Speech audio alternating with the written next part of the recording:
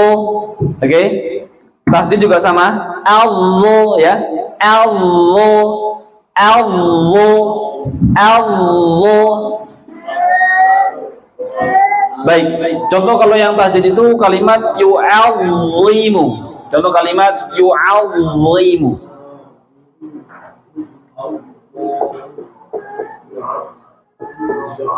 Ya, yu'allimu, yu'allimu, yu'allimu, yu'allimu, ya yu'allimu, itu tebal ya. Maka tasydid harus tebal. Allah, ya,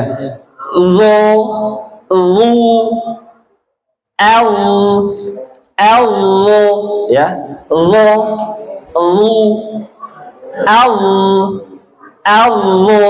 kalau za, zu, azu, ya. Kalau zo,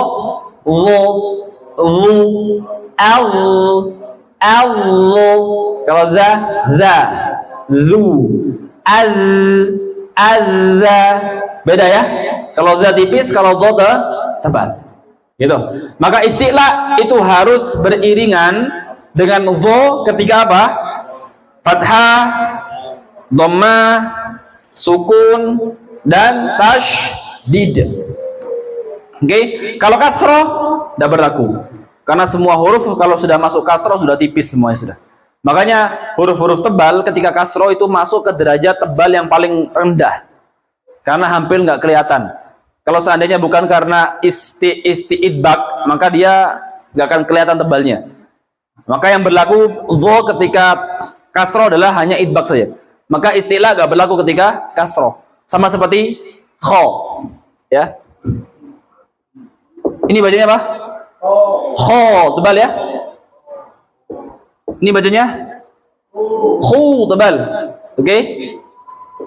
Ini bacanya khi, hilang sudah. Tidak boleh khida, khi. Maka huruf-huruf tebal kalau tidak punya idbak, nah, dia akan menjadi tipis ketika dia kasroh. Ya, huruf istilah kalau nggak diiringi oleh idbak, contoh ko, kho, sama gho, ya kan? Ini bacanya apa? Gho, tebal. Ini tebal. Ya. Ini ri, hilang. Ri. Ya, istilahnya hilang. Tidak boleh wi, tidak boleh. Ri. Ya, kalau wi itu namanya gulu. Ya, wi itu namanya gulu atau berlebihan dalam melafadzkan huruf yang tebal. Satu lagi ko. Bacanya apa? Ko. Oke. Kemudian tebal. Naik. Masih tebal dia. Kalau gini, hilang tebalnya.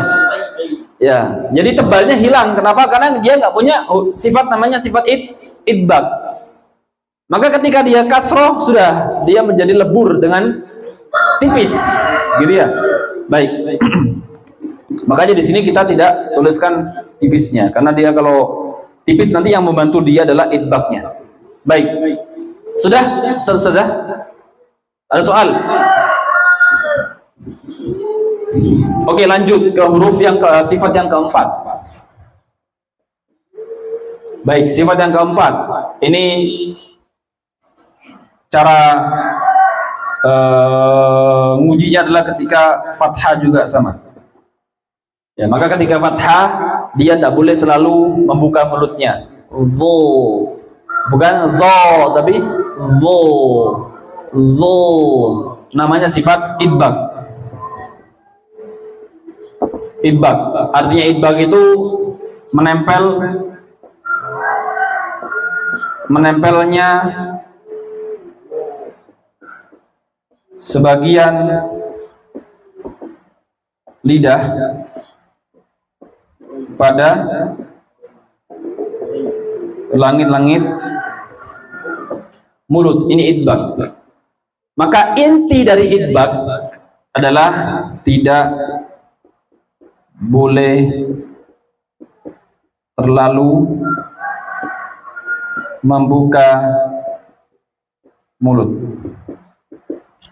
Maksimal 1 jari ya. Tak boleh 2. Tapi tetap harus terpisah antara gigi atas dengan gigi bawah. Ya, 1 jari. Maksimal 1 jari.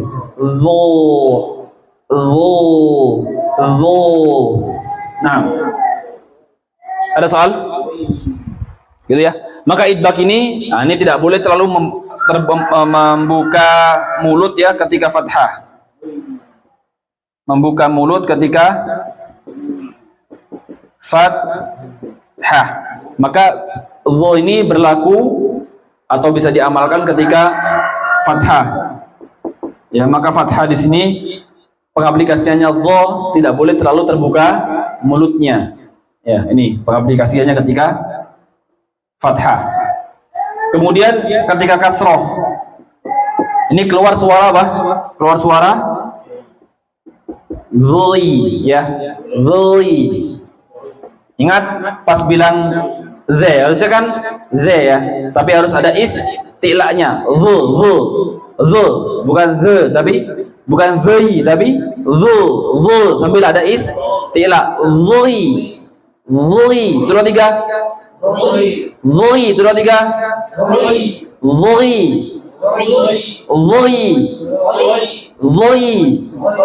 Oke, ini harus praktek semua dari antum. Ucapkan voi, monggo satu persatu. Voi yang kasroh, voi. Monggo sama Munif. Contoh sama Munif. Voi. Lanjut.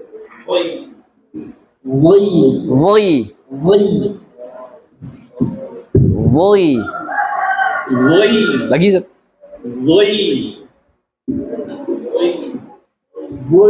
Lagi.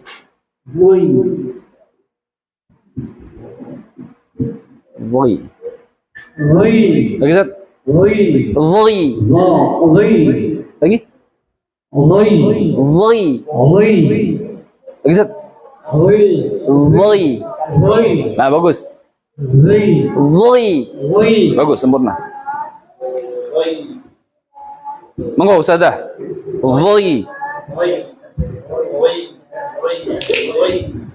Jadi melafadzkannya voi, monggo.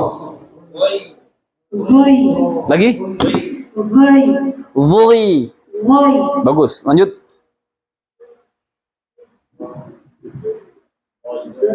Voi. Bukan zai tapi naikkan istilah. Voi. Bagus lagi. Bagus, lanjut. Voi. Lagi. Bagus, lanjut.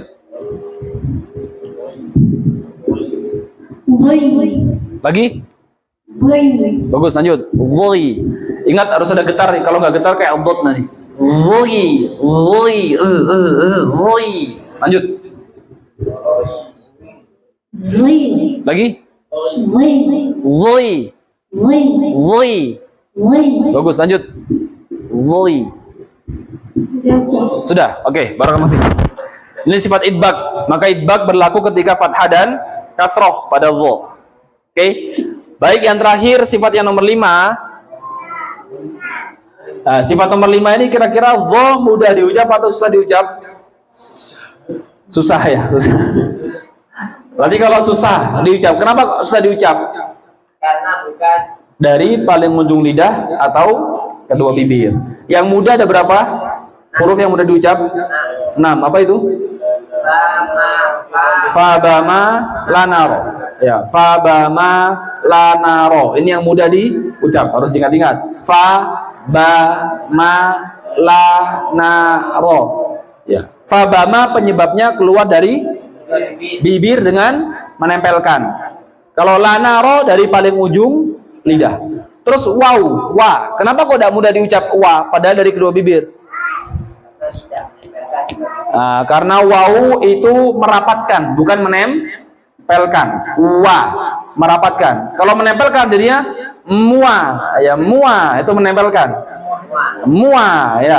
Makanya ada menempel bibirnya. Kalau menempel mua. Ya enggak? Mua. Enggak bisa.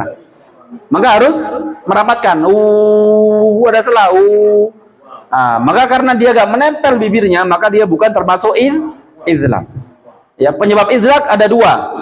Yang pertama karena bibir menempel, penyebab idlaq. Makhraj dari bibir yang menempel, bukan merapatkan yang menempel.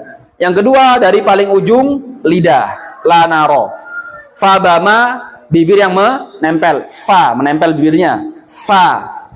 Ba menempel, ma juga menempel. Maka wawu tidak boleh menempel. Ya, kalau menempel gimana? Ma, ya, bukan mua, tapi wa, mencucu, wa. Nah, nanti kita belajar wow. Apa? Fa menempel. Kan idlaq. Fa ba ma la naro. Fa menempel. Kalau nggak nempel, fa ya, nggak bisa. Fala khaufun alaihim walahum yahzanun. Janji Allah, tidak ada khawatir akan masa depannya. Jadi apa yang dia minta Allah kasih. Gitu. Jadi masa depan dia, rezeki dia, anak dia mau jadi apa, istri dia mau bagaimana, semuanya Allah penuhi. Fala khaufun, enggak khawatir masa depannya. Walahum yahzanun, masa lalunya yahzan, tidak bersedih. Artinya tidak khawatir dengan masa lalunya. Semua keburukan, semua kemaksiatan yang telah dia lakukan, Allah ampuni semuanya. Ketika sudah mencapai derajat yang keempat, yaitu derajat yang cahaya. Nah, kira-kira kita masih di derajat yang mana ini? Masih di sini. Gitu ya?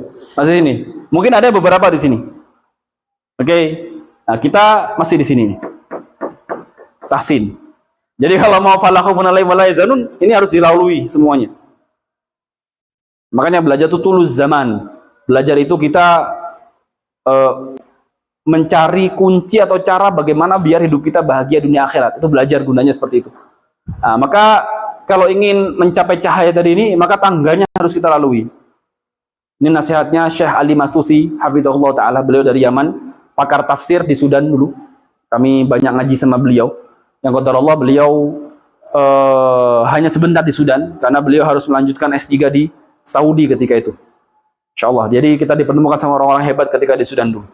Maka beliau menasihati kita, para pencari ilmu, untuk mendalami Al-Quran, karena Al-Quran turun karena 4 unsur.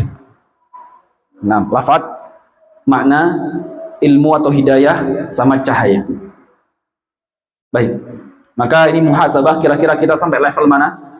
Nah, kalau ingin mencapai level fala khaufun alaihim wa lahum yahzanun, maka silakan gapai level cahaya ini dengan melalui 3 level di bawahnya. Nah, makanya kan nggak heran ketika ada yang hafalannya bagus, tafsirnya bagus, tapi masih pacaran, masih berzina, masih main musik, ya, masih hal-hal joget-joget, padahal dia hafal Quran. Kan banyak seperti itu. Ya, kenapa? Karena cuma sampai hidayah saja, belum mengamalkan, atau bahkan sampai lafaz doang, masih hafalan, masih cetek, masih sini dia. Nggak heran, masih jauh ke level sini. Gitu ya. Nah, barakallahu fiik. Ada pertanyaan? Kalau langsung ke hidayah amalkan bisa nggak? Langsung ke sini. Gimana caranya? Kalau antum nggak pernah baca tafsir, Dengan ilmu yang ada. kalau seadanya langsung ke situ boleh, tidak ada masalah. Tapi ya sebatas itu saja, bukan menyeluruh. Artinya untuk level cahaya ini kan antum harus menyeluruh Quran dan tafsirnya diisi apa. Bagaimana sih jalan bermain dunia ini bagaimana? Nah, jadi kalau sudah menguasai Quran, udah pernah baca tafsir, udah tahu ilmu-ilmunya, gitu ya, maka antum sampai cahaya ini. Mungkin kalau beberapa hafalan antum pahami maknanya, antum amalkan sampai sini bisa. Nah, kalau misalkan mulai dari pertama lafaz ya, pendidikan asli, kemudian tapi langsung melompat tidak dihafal, hanya dibaca dan diketahui makna dan tafsirnya. Boleh, cuman ketika ada musibah, nggak ada yang menjamin akan kuat antum ketika menjalani musibah itu. Nah, nggak ada hafalannya.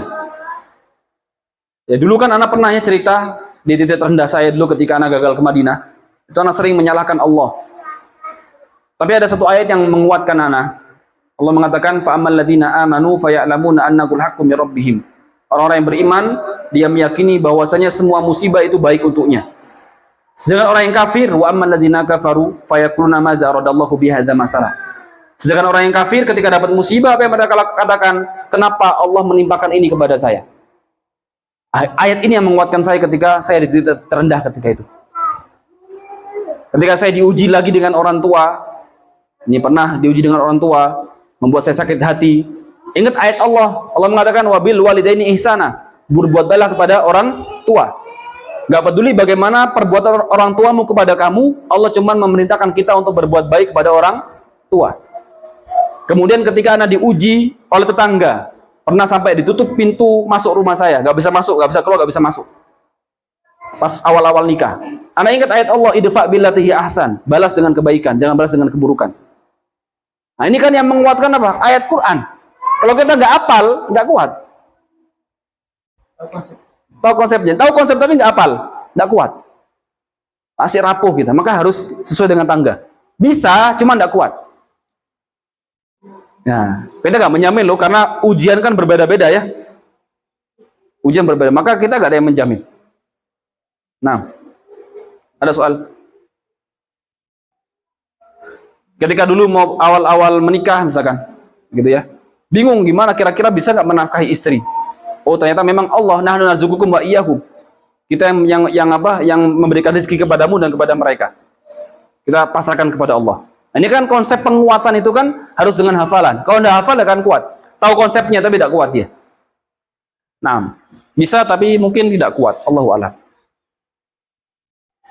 Insya Allah kalau kita istiqomah, sudah istiqomah 1 hari 5 ayat aja, 1 hari 5 ayat, gitu ya.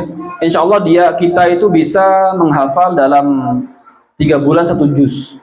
Insya Allah kalau sehari 5 ayat, sehari 5 ayat itu 3 bulan 1 juz. Kalau mau istiqomah 5 ayat 5 ayat, kan lama-lama kan akan alon-alon yang penting kelakon ya. Hafalan itu kan yang penting kita terbiasa sebenarnya. Awal-awal memang kita susah. Tapi kalau kita sudah dapat 1 juz ngapal, anak yakin mau ziyadah. Pengennya ziyadah nambah. Ujiannya apa? Gak murojaah, lupa dia. Ya, kayak anak dulu pas di Sudan, nambah. Pas udah 30 juz, lupa yang juz setengah. Kayak hafalan baru. Waduh, karena gak murojaah. Jadi biasanya ujiannya orang kalau sudah ngapal Quran, itu kalau sudah 1 juz ngapal, penastoran 1 juz, dia bakal semangat nambahnya. Tapi malas murojaahnya. Itu wis penyakit atau ujian masing-masing orang menghafal Quran, seperti itu. Nah, gitu ya, maka ini tangga untuk menguasai Al-Quran. Maka kalau ingin menguasai ini harus kita lewati semua. Baru bisa mengambil puncak, yaitu cahaya. Berat memang, tapi ya pahalanya surga. Nah, dan kita diperintahkan untuk mengusahakan. Untuk hasilkan kita tidak ada yang tahu, tapi yang penting kita berusaha untuk menggapai itu. Nah, ada pertanyaan? Sudah? Cukup mungkin ya, karena waktu kita sudah habis. Silakan ditanya lagi kalau ada pertanyaan. Pekan depan, kalau sekarang habis waktunya. Cukup ya, insyaallah. Subhanakallahumma bihamdika asyhadu an la ilaha illa anta astaghfiruka wa atubu ilaik. Assalamualaikum warahmatullahi wabarakatuh.